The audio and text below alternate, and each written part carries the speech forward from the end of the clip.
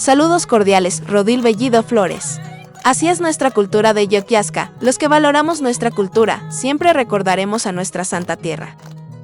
Transmisión de los adultos mayores de la comunidad de Yoquiasca, que en estos momentos estamos transmitiendo saberes productivos, el rey lingüística.